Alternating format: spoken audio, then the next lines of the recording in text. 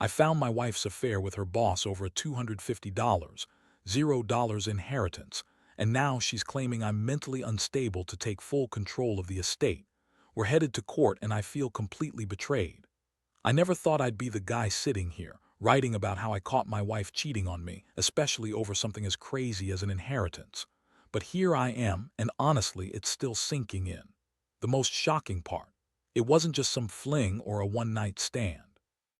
No, she was having an affair with her boss, Jeff, a guy I used to trust, over a $250, $0 inheritance that I didn't even know she was after. It all happened so fast, and looking back, there were little signs that I brushed off at the time. I want to tell this story because maybe someone else out there is going through something similar and needs to hear it straight. No sugarcoating, just real life. My wife, Lisa, is the kind of woman who's always had a sharp tongue and a knack for making herself the victim. She's pretty, manipulative, and very good at hiding her true intentions. We'd been married for about 7 years and I thought we had a solid life. I was working as a project manager at a construction company, making decent money, and she was a freelance graphic designer. Things weren't perfect, but I believed we had a good partnership, at least on the surface. The trouble started about 2 months ago when I noticed her acting weird. She became more secretive with her phone, always keeping it face down, and she'd leave her laptop open late at night, which was unusual because she never used to do that. She'd get defensive when I asked about it, saying she was just working on some client projects and that I was overthinking. But I could tell she was hiding something. Still, I didn't want to jump to conclusions. I figured maybe she was just stressed or dealing with some personal stuff. Then one day, I came home early from work because I wasn't feeling well. I found her sitting on the couch, looking nervous, her phone in her hand. I noticed she'd deleted some messages, and her eyes flicked away when I walked in. I asked her what she was hiding, but she just shrugged and said she was talking to a friend.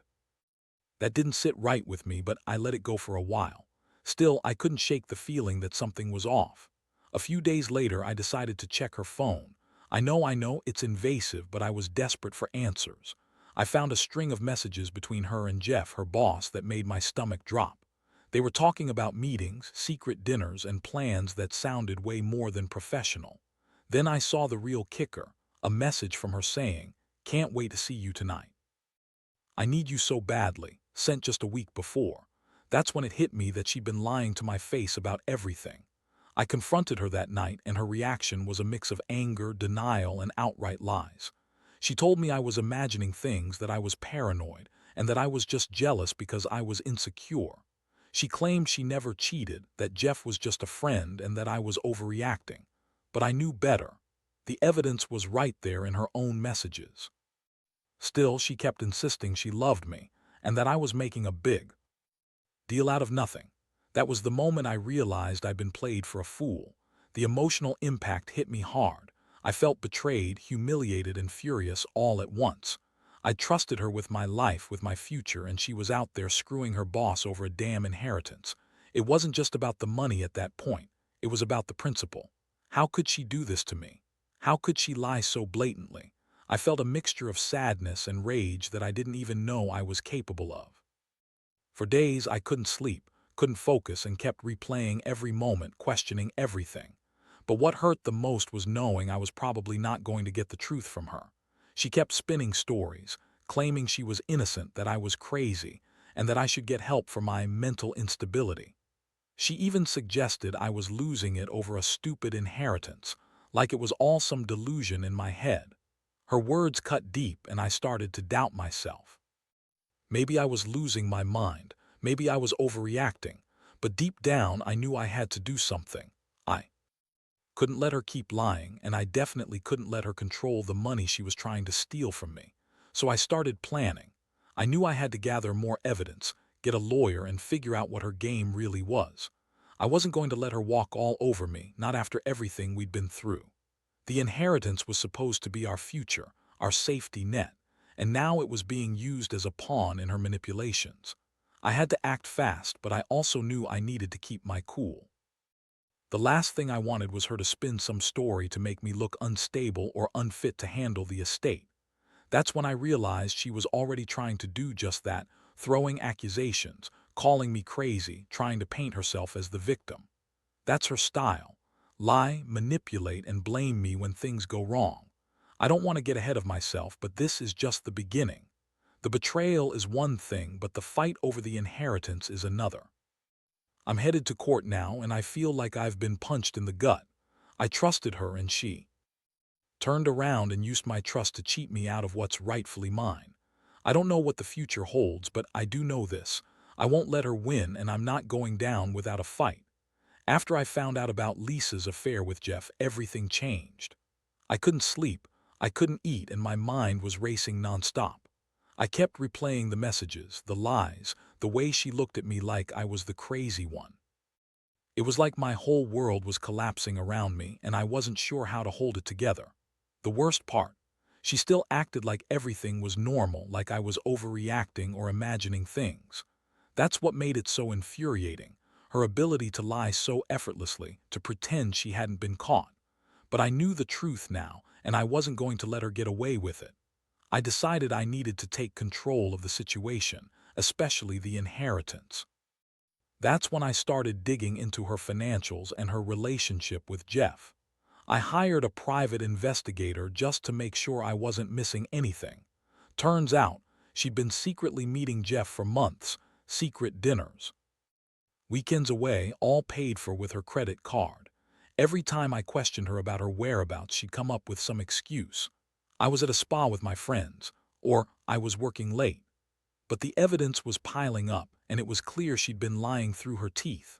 One day, I found out Jeff was pressuring her to get a divorce from me, promising her the inheritance 250, zero if she played her cards right.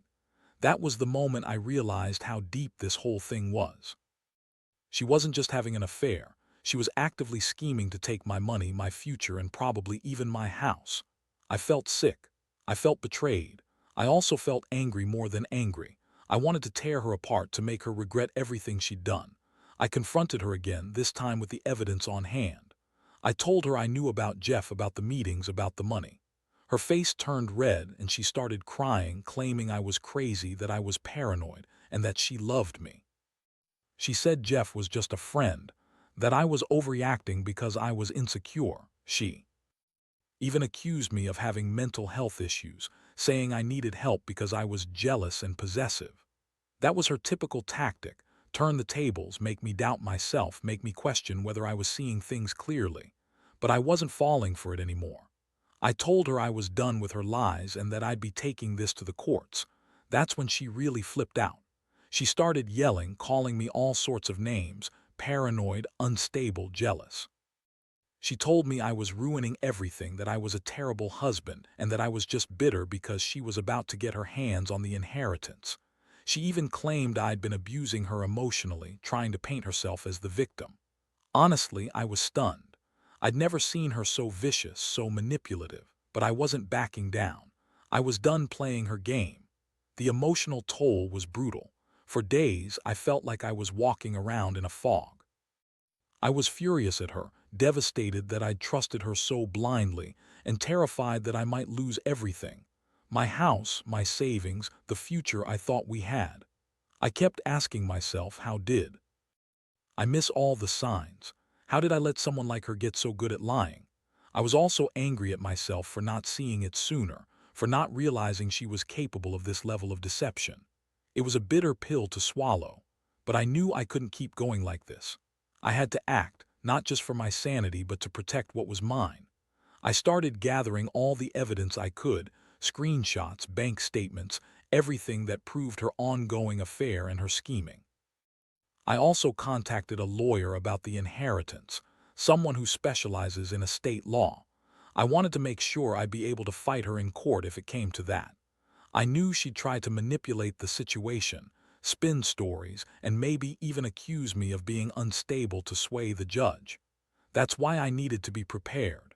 In the meantime, I started distancing myself emotionally from her. It was hard.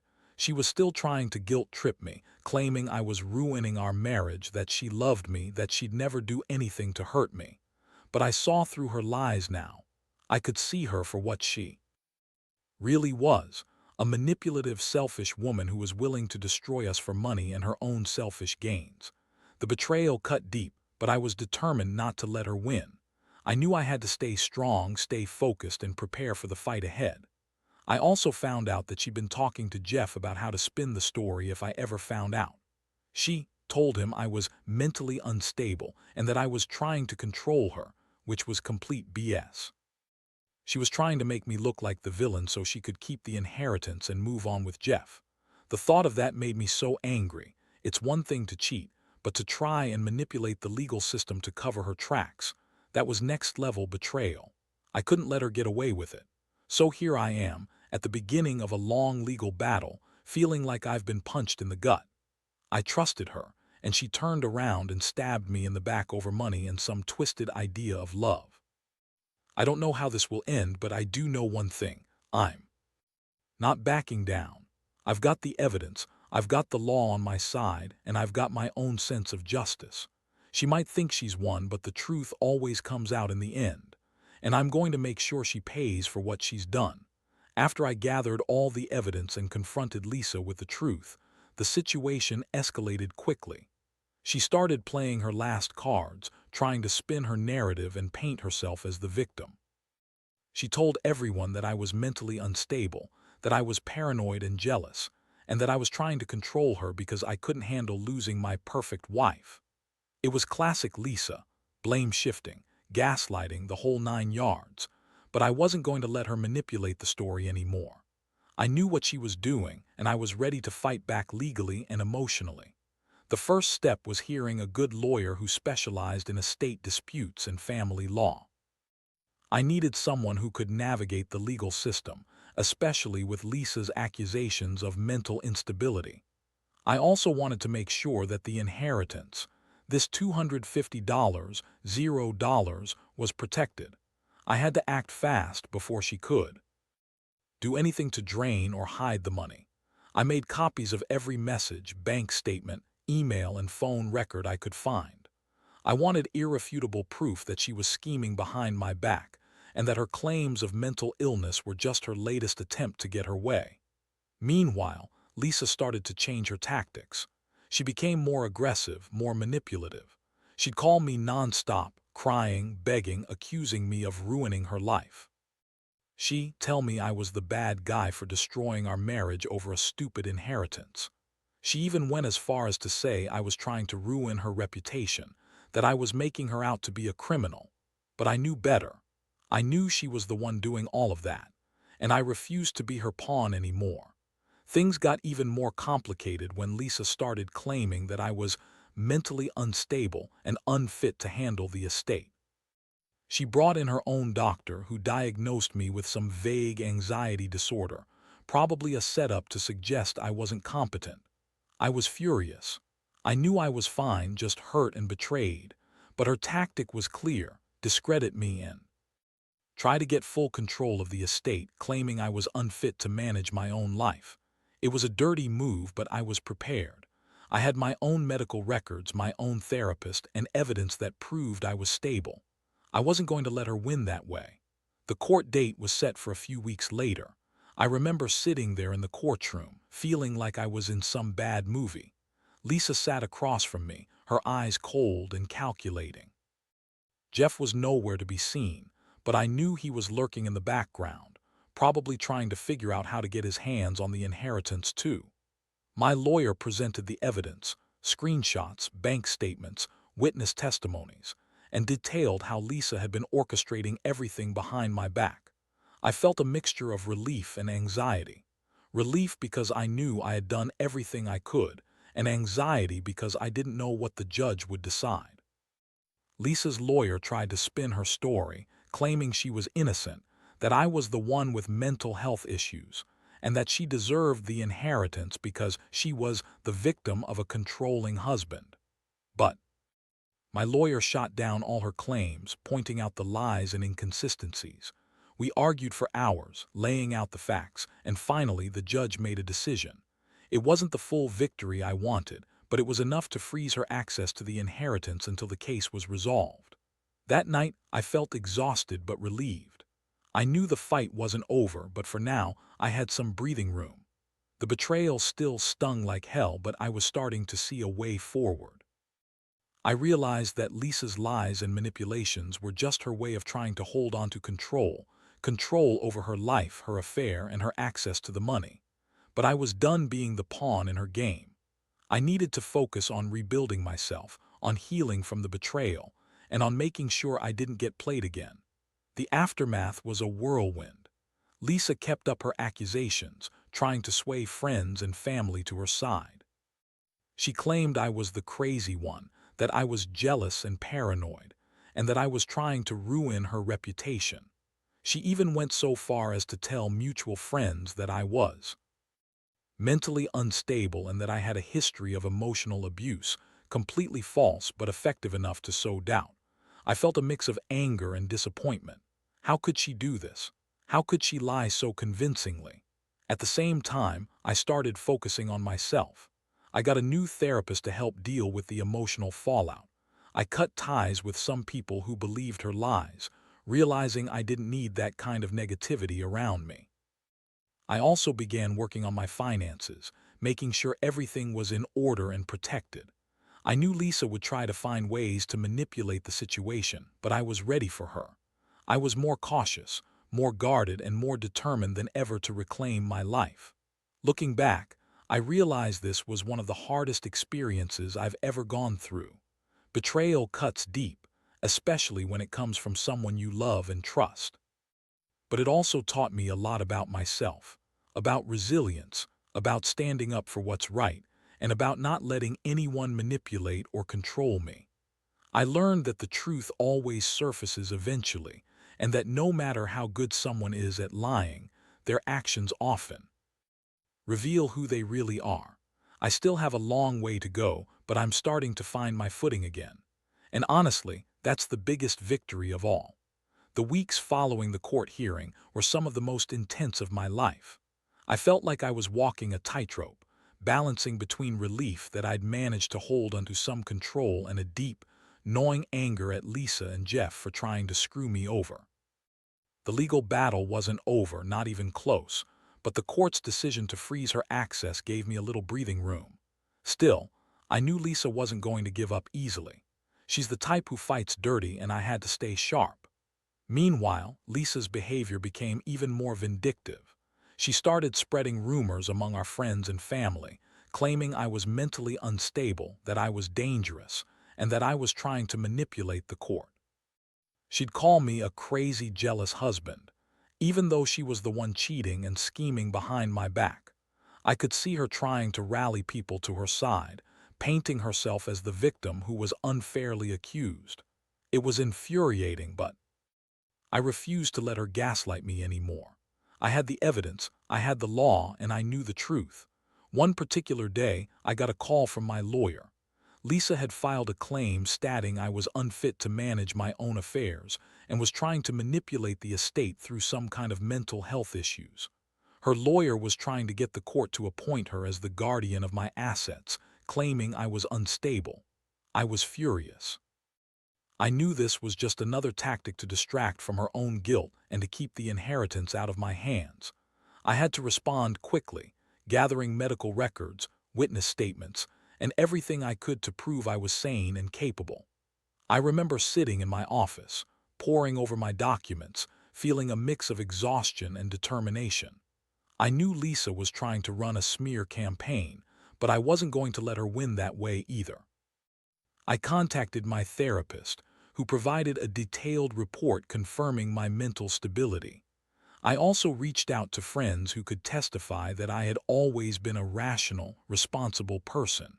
It was a lot of work, but I was convinced that the truth would come out in court. Then came the day I had to testify. Sitting in front of the judge, I felt like I was under a microscope. Lisa sat there, her eyes cold and calculating, trying to look innocent. Her lawyer tried to paint me as a paranoid, unstable man, but I kept my composure. I presented all my evidence, screenshots, bank statements, medical reports, witness testimonies, and explained how Lisa had been manipulating me, lying to her friends and family, and scheming with Jeff to get the inheritance. I made it clear that her accusations of mental instability were just her way of covering her tracks. The judge listened carefully, asking questions, clarifying details. It was nerve-wracking, but I stayed focused. When the judge finally made his ruling, it was a relief. He dismissed Lisa's claims, stating I was fully capable of managing my affairs and that her attempts to portray me as unstable were unfounded. The court reaffirmed the freeze on her access to the inheritance, giving me some peace of mind for now. But I knew Lisa would keep fighting, so I had to stay vigilant. That night, I felt a strange mixture of exhaustion and hope. I'd managed to push back her latest attack, but I knew this wasn't the end. Lisa was desperate, and her desperation only made her more dangerous. I also realized how much I'd changed, how much I'd grown stronger, even in the face of her lies and manipulations. I'd learned to trust myself again, to rely on my instincts, and to stand up for what's right. It was a hard lesson, but an important one. I also started thinking about what I really wanted moving forward. I've been married to Lisa for 7 years, but her betrayal had shattered that illusion. I didn't want to stay in a relationship built on lies and manipulation. I decided I needed to focus on myself, on healing emotionally and rebuilding my life. The inheritance was just money, but the real inheritance was my own sense of integrity and self-respect. I'd come too far to let her take that away from me. Still, I was cautious. I knew Lisa wouldn't give up easily. She'd try new tactics, maybe even try to get the court to remove me from the estate entirely. I had to prepare for every possible move. I kept close contact with my lawyer, continued gathering evidence, and made plans for how to handle her next step. I also started counseling to deal with the emotional fallout. I realized I'd been holding a lot inside: anger, sadness, betrayal, and I needed to process it properly. I didn't want to carry that weight forever. One thing I learned during this ordeal is that people can surprise you, sometimes in the worst ways, sometimes in the best. Lisa's betrayal was a wake-up call. I learned that trust is fragile, and that sometimes the people closest to you can turn out to be the biggest enemies. But I also learned that I have strength I didn't know I had. That no matter how dark things seem, there's always a way to fight back, to stand tall, and to protect what's yours. I may have been betrayed, but I refuse to let that define me. I'm still here, still fighting, and I'm not giving up. The months that followed the court's decision were I never wanted to ride. Even with the court reaffirming that I was fit to manage my own affairs and blocking Lisa's attempts to get full control, I could see how relentless she was becoming. She refused to accept defeat quietly. Instead, she doubled down on her manipulations, trying to sway friends, family, and anyone who would listen.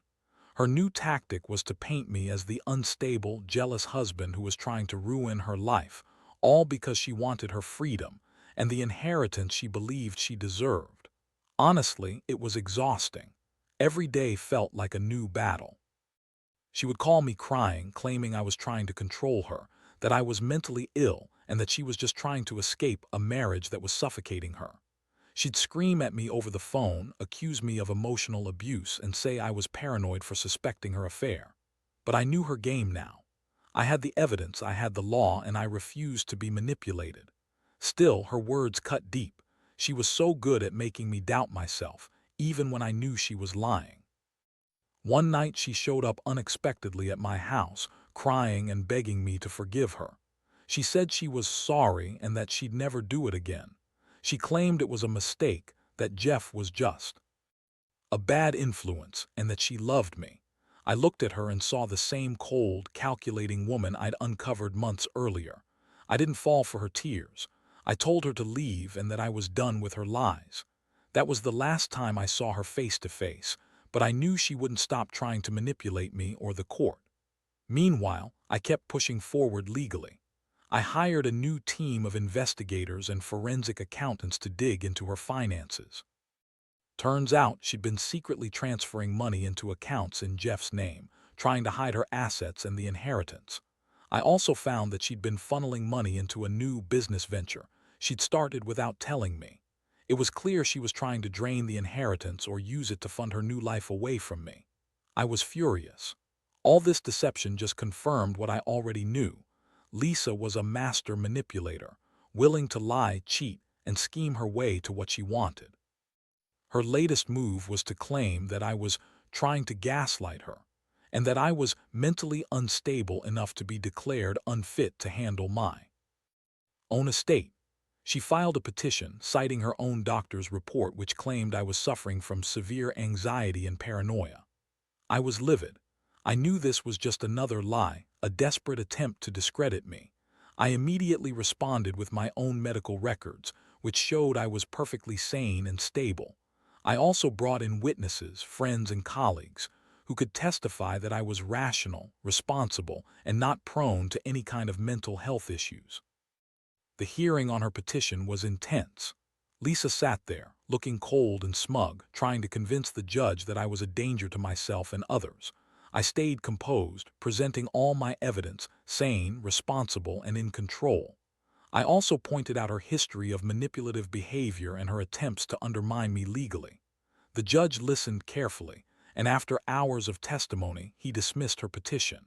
He ruled that I was competent and that her accusations were unfounded. The court reaffirmed my authority over the estate, which was a huge relief, at least for now. But even with that victory, I knew this battle was far from over. Lisa's lies and manipulations had become a constant shadow in my life. I realized that, despite the legal wins, I was emotionally drained. I'd been betrayed in the worst way, and every day was a struggle to keep my sanity intact. I started therapy seriously, not just to prove I was stable, but to help me process everything I'd been through. I also began to rebuild my personal life, cutting out toxic friends, limiting contact with Lisa, and focusing on my own well-being. One unexpected thing happened during this time. I started reconnecting with some old friends and even some family members I distanced myself from. They saw through Lisa's manipulative stories and believed in me. Their support was like a lifeline. It reminded me that I wasn't alone and that there were people who genuinely cared about the truth and about me. Slowly, I found strength in those connections, and I began to see a way out of the darkness. Through it all, I learned a lot about human nature, about how people can deceive, manipulate, and lie just to get what they want. But I also learned that honesty, integrity, and perseverance matter more than ever. Lisa's betrayal was a harsh lesson, but it made me more cautious, more aware of the people I trust.